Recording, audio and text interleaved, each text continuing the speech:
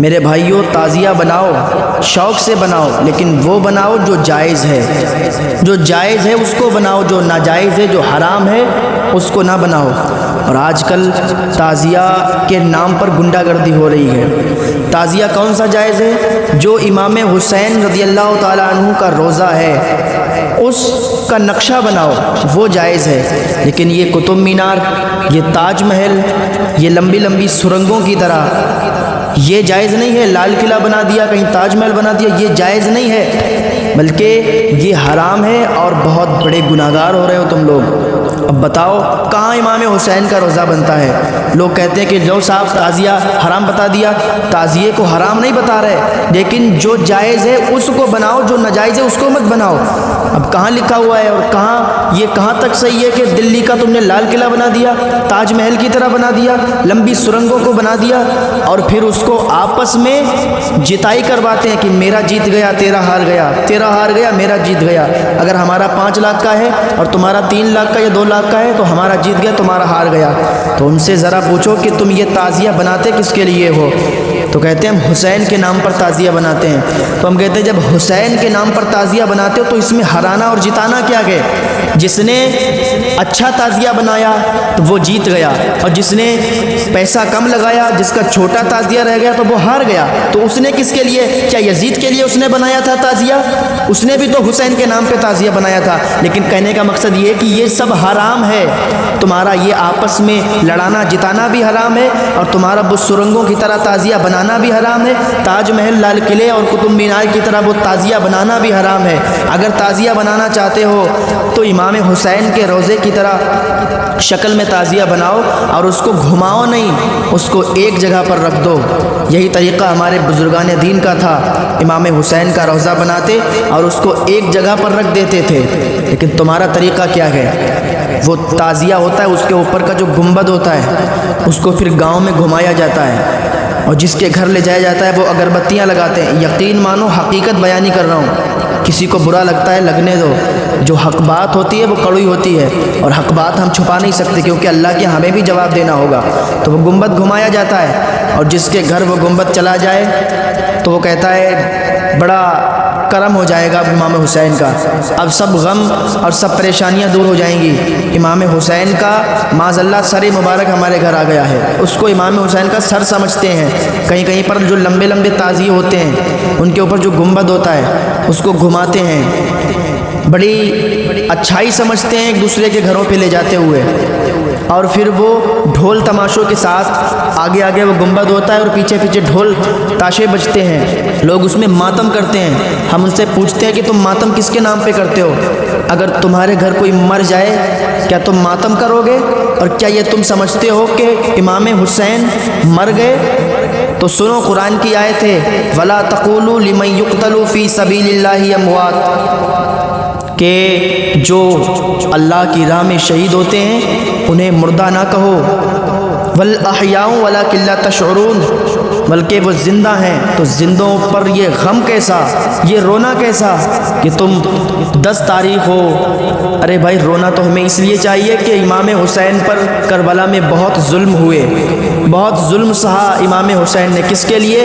اپنے نانا کی امت کے لیے، اور آج ان کے نانا کی امت کیا کر رہی ہے؟ یہ ان کو تکلیف پہنچانا ہوا کہ ان کے نام کے تعزیے بنا کے، لمبے لمبے تعزیے بنا کے اور ڈھول تاشے بجا کے اور ماتم کیا جا رہا ہے، گنڈا گردی کی جا رہی ہے۔ ہاں حقیقت بیانی کر رہا ہوں۔ جو کہیں کہیں پر یہ رواج ہوتا ہے کہ 8 تاریخ یا 7 تاریخ یا 6 تاریخ یا 9 تاریخ کو بینڈ واجے کیے جاتے ہیں، بڑی بڑی دور سے لوگ یہ بینڈ بلاتے ہیں اور اچھا خاصا ان کو روپیہ دیتے ہیں، اور وہ پوری رات بجاتے ہیں، اور آگے آگے وہ گنبد لے جاتے ہیں، پیچھے پیچھے لوگ ماتم کرتے ہیں، اپنے چھتوں پر لوگ کھڑے ہو کے تماشا دیکھتے ہیں، بہو بیٹیاں چھتوں پر کھڑے ہو کے یہ تماشا دیکھتی ہیں۔ بتاؤ یہ کیا جائز ہے؟ جب کربلا شریف میں سیدانیوں کے دوپٹے چھین لیے گئے تھے تو حضرت زینب رضی اللہ عنہا نے ارشاد فرمایا کہ اپنے بالوں کو نیچے گرا لو، اپنے بالوں کے ذریعے سے اپنے چہروں کو چھپا لو۔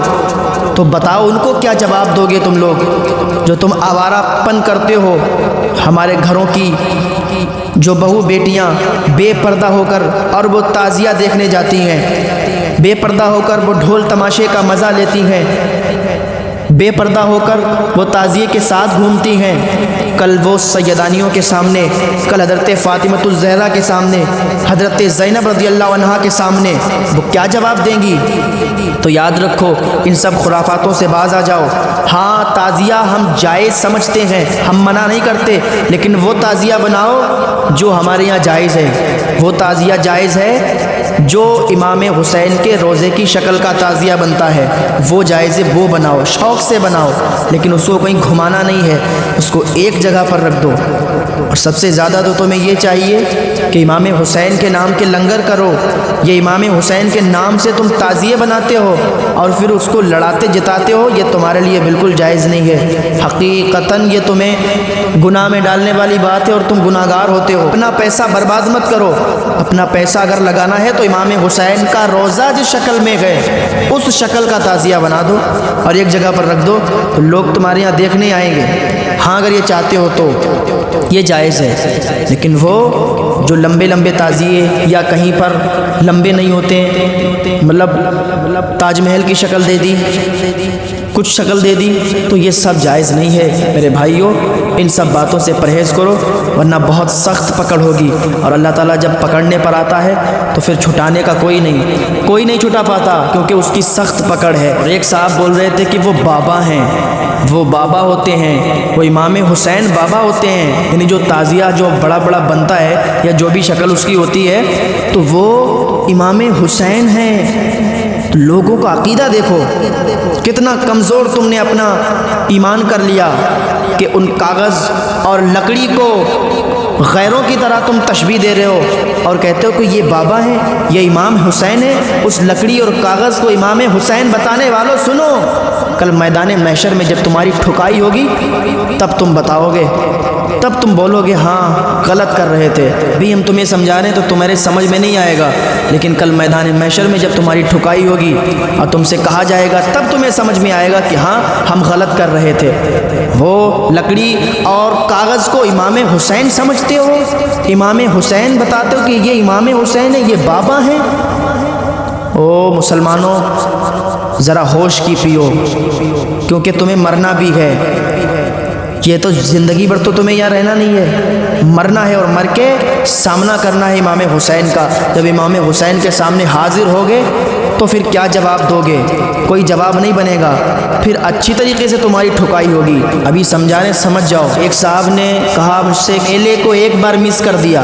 بات دیکھو، بات کیا کہہ رہے ہیں کہ ایک بار میں نے اس میلے کو مس کر دیا، مطلب ایک سال میں نے جب تعزیہ آئے تو میں آیا ہی نہیں اور میں نے میلہ دیکھا ہی نہیں، میں نے تعزیہ پر اگربتی لگائی نہیں۔ علماء کی باتیں سن سن کے تو ہمارا بہت نقصان ہو گیا، ہمارا کافی پیسوں کا نقصان ہوا، ہمارے فلاں کی ٹانگ ٹوٹ گئی، ہمارا یہ ہوا وہ ہوا۔ ایک بتانے لگے کہ ہمارے رشتہ دار تھے، انہوں نے ایسا کیا تو اس کا یہ ہو گیا۔ یاد رکھو یہ تمہارا جو عقیدہ ہے کہ تمہارا ایمان کمزور ہونے کی دلیل ہے۔ تم تو اس نبی کے دیوانے ہو، تم تو اس نبی کے امتی ہو کہ جس کے صدقے سے یہ کائنات بنائی گئی، یہ زمین آسمان چاند سورج ستارے سب بنائے گئے، اس کے صدقے میں تم بنائے گئے۔ ذرا یاد رکھو جب تم مر کے جاؤ گے تو اس نبی کو کیا منہ دکھاؤ گے؟ یہ ایسی باتیں تمہارے منہ سے اچھی نہیں لگتی، تو یاد رکھو یہ ایسی باتوں سے پرہیز کرو۔ اگر تم نے تعزیہ حرام سمجھ لیا، اگر تم نے تعزیہ نہیں دیکھا، اگربتی نہیں چڑھائی، ڈھول تاشوں میں شامل نہیں ہوئے، تم میں شامل نہیں ہوئے، تو یاد رکھو تمہارا اس سے کوئی نقصان ہونے والا نہیں ہے۔ جو تم یہ سمجھتے ہو کہ اگر ہم ماتم نہیں کریں گے، تعزیے میں اگربتی نہیں لگائیں گے تو ہمارا نقصان ہو جائے گا، ہاتھ پیر ٹوٹ جائے گا، یہ عقیدہ رکھنا تمہارا بالکل غلط ہے، بہت زیادہ گناہ گار ہو رہے ہو۔ تو سمجھ جاؤ تعزیے کے ہم مخالف نہیں ہیں، مخالف اس کے ہیں کہ یہ جو غیر رسومات ہوتے ہیں، جو غیر طریقے سے یہ تعزیے بنتے ہیں، اس کے مخالف ہیں۔ ہاں اگر تمہیں تعزیہ بنانا ہے، اپنا پیسہ تعزیے میں خرچ کرنا ہے تو امام حسین کا روزہ بنا کر ایک بار تو دیکھو، تو اتنا اچھا لگے گا۔ یا اللہ یہ جو غیر رسومات ہوتی ہیں ان سب سے مسلمانوں کو پرہیز کرنے کی توفیق عطا فرما، ہم سب کو نیک عمل کرنے کی توفیق عطا فرما۔